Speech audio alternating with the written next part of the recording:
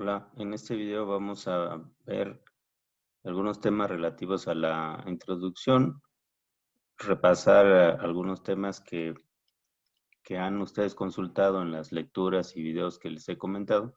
Simplemente vamos a ver como una síntesis la definición de ingeniería de tránsito y posteriormente vamos a ver parte del tema 1.4, las características geométricas de las vías y la geometría de los nodos e intersecciones.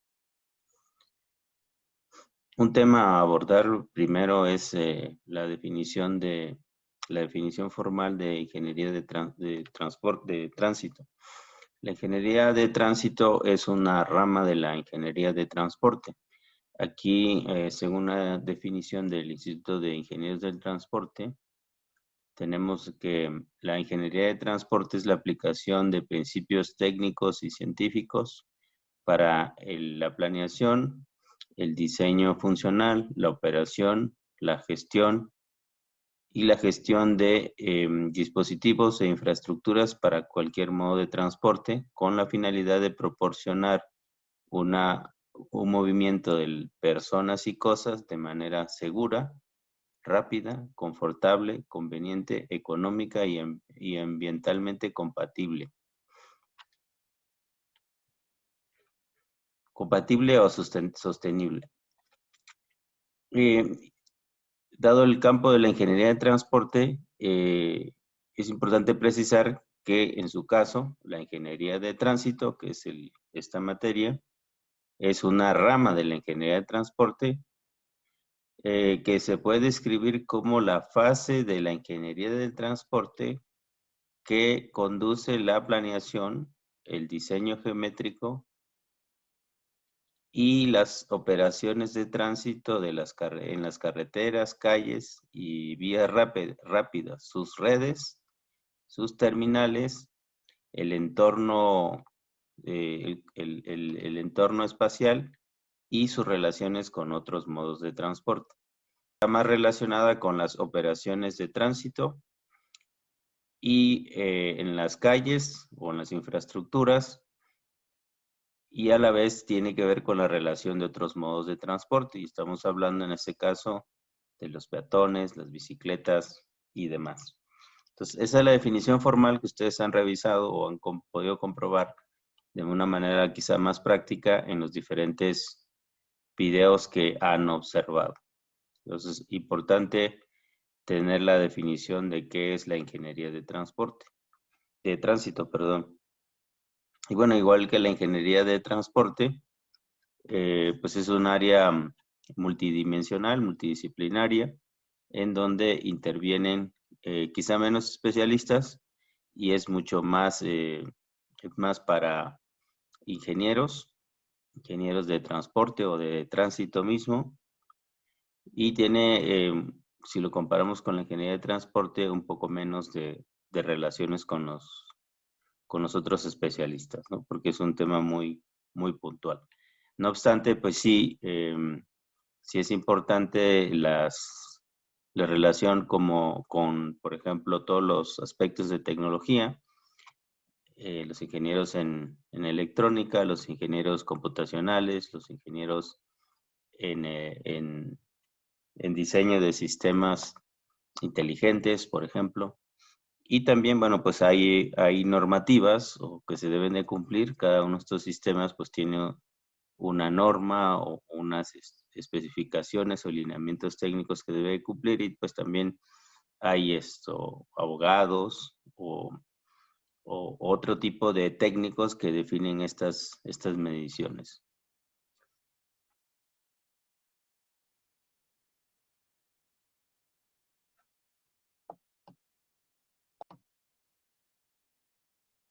Ahora vamos a hablar de la geometría y las características de las intersecciones.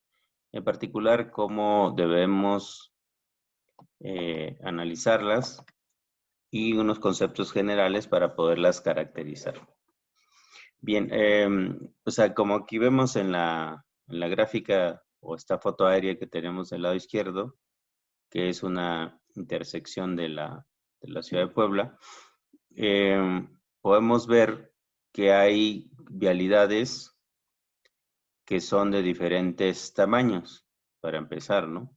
Vemos estas que se ven mucho más anchas que otras que se ven aquí, incluso de otro tono, ¿no? Por el mismo uso que tienen, y otros en un tono mucho más claro, ¿no?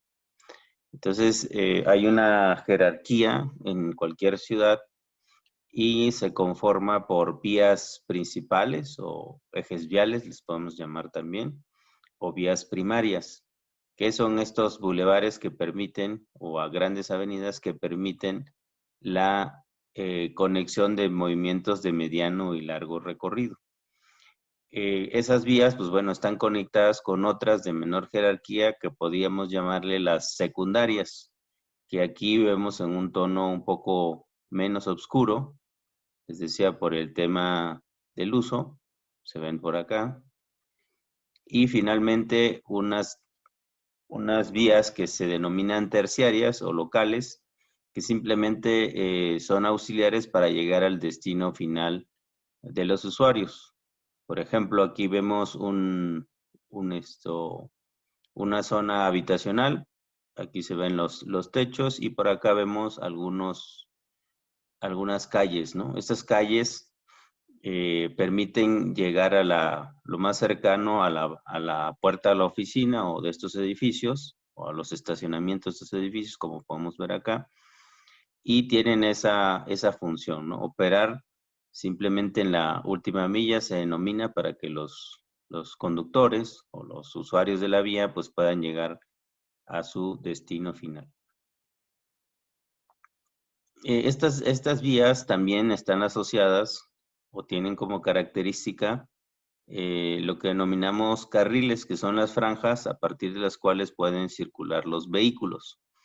Entonces, pues hay vías de un carril, de 2 carriles, y también los diferenciamos por el sentido de circulación. Hay vías bidireccionales o de 2 sentidos, que van en el sentido, en este caso, del norte al sur y del sur al norte. Aquí tenemos una vía de 2 carriles y dos sentidos de circulación.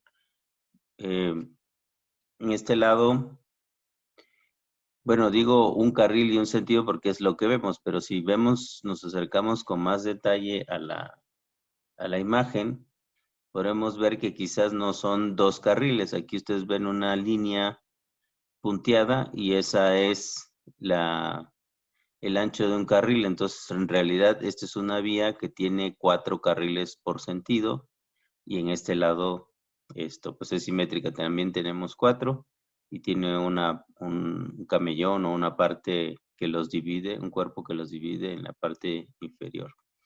Lo mismo podemos decir de las vías secundarias y de las vías primarias. Normalmente las vías primarias, pues como son menos solicitadas, tienen menor número de carriles si los comparamos con estas otras vías que les digo que articulan la movilidad de una zona urbana por lo general. Entonces, si hacemos abstracción de todos estos, de estas casas y estas colonias que están en el entorno de la vía y suponemos que esto es un área verde o un área sin población, entonces podríamos decir que, o podríamos hablar también de vialidades en las que, de carreteras que permiten conectar 2 o más ciudades. Entonces, estas carreteras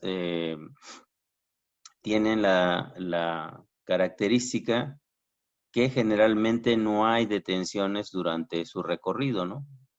Es decir, no necesitamos detenernos para poder circular en ellas, contrariamente a lo que sucede en las vialidades que están dentro de una zona urbana, que generalmente están reguladas por algún dispositivo, que puede ser un semáforo, la prioridad de paso, un pasadesnivel o otro tipo de dispositivos que permiten pues separar los movimientos y los flujos de vehículos.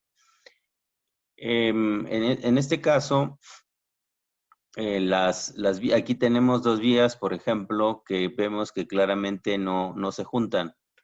no hay un cruce entre las trayectorias de los vehículos que vienen de oriente a poniente y de norte a sur. Entonces, eso es lo que le da la característica de un flujo continuo.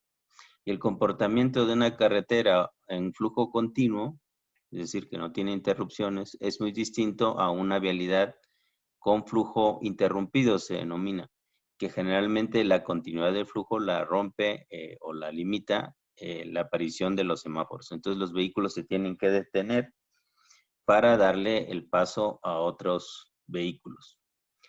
Y justamente esta es una de las razones por las cuales es necesario disponer de intersecciones. Una intersección es el cruce de dos o más vialidades. En este caso, aquí podemos ver que tenemos una intersección, una calle que se cruza con otra y que pues bueno, tiene la incorporación también de otra vía. Entonces aquí tenemos, por ejemplo, una intersección que tiene 4 brazos, 1, 2, 3 y 4, y 5 si le queremos considerar que de aquí pueden circular hacia este lado, entonces serían 5 ramales. Les llamamos ramales a los brazos o a los extremos de las vialidades que confluyen en un punto denominado intersección.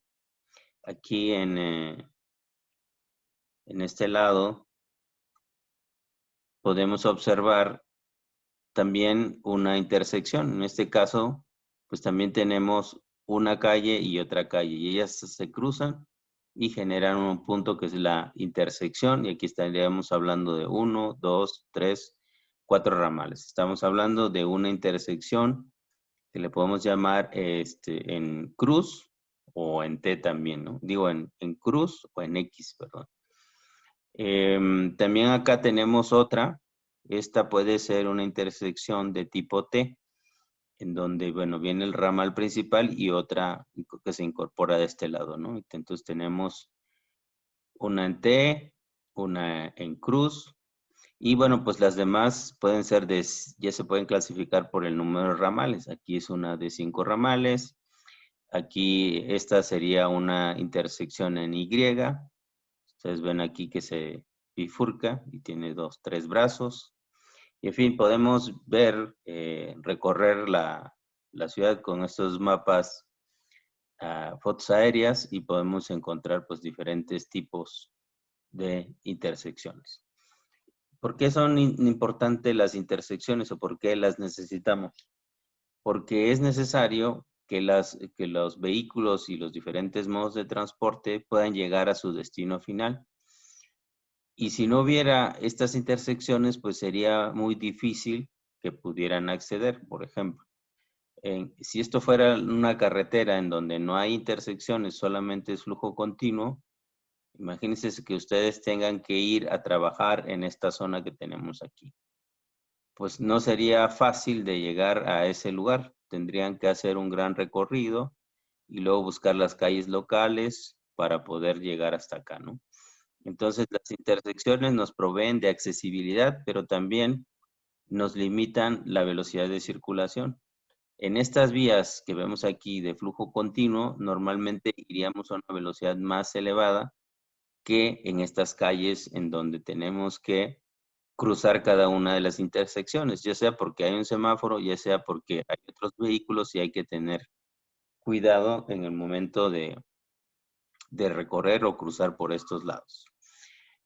Entonces, en estas intersecciones hay movimientos, y un movimiento es cuando un vehículo quiere cambiar de trayectoria.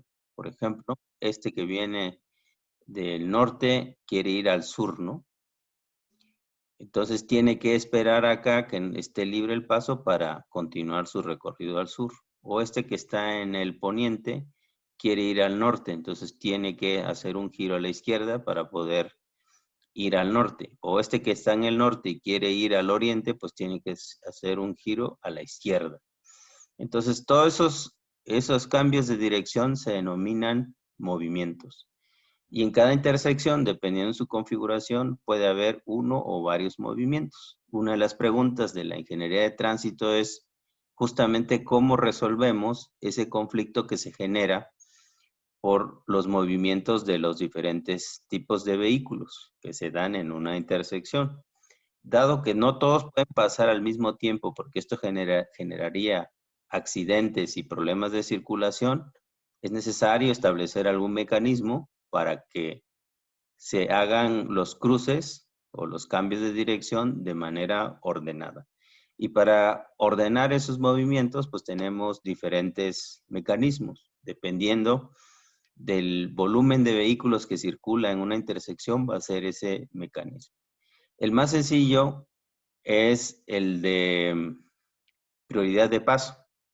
Entonces, esta avenida claramente puede decirse que es una vía principal y esta es una vía secundaria. Entonces, la vía principal tiene prioridad de paso y la secundaria tiene que esperar a que un movimiento que inicia o que viene sobre la avenida principal se termine para entonces utilizar el espacio disponible. Otros, por ejemplo, son en algunos ciudades o zonas donde hay muy poco flujo, es el uno a uno, ¿no? Aquí ya no hay prioridad, todos son prioritarios, pero tienes que respetar que pase el vehículo que está adelante o el que viene en el otro sentido primero para que luego pases tú. Entonces, ahí, si tú fueras el conductor, ¿no? Entonces, hay una coordinación entre quién debe de esperar a pasar, y aunque puedas pasar, sean dos vehículos consecutivos y puedan pasar los dos a la vez, se tiene que detener uno de ellos, solamente puede pasar uno a la vez. ¿Sí? Entonces, bueno, eso pues está, por ejemplo, en Cholula, opera eso, y hay otras zonas que seguramente ustedes conocen en donde se da ese tipo de prioridades. El siguiente nivel es separar los flujos principales de los secundarios a través de una segregación, que puede ser un paso superior o un paso inferior. Entonces, en los vehículos, si este tuviera un gran volumen de vehículos como lo vemos aquí, por ejemplo, aquí claramente esto era una intersección a nivel, pero por los volúmenes de tránsito, aquí esto se convirtió en un puente. Entonces, esto es un puente y da prioridad de paso a este movimiento, y los de abajo pues tienen que esperar o tienen que hacer sus movimientos al nivel en que se encuentran, ¿no? Entonces, ese es el segundo nivel, y el último nivel de segregación pues ya es separar a todos los movimientos, que son, en algunos casos, ustedes han visto unos tréboles que se denominan así, que es más o menos de este tipo, pero todos los movimientos eh, se pueden hacer sin necesidad de detenerse para realizarlo, ¿no? Entonces, por ejemplo, este movimiento, si se quiere dar retorno, pues tendría que tomar una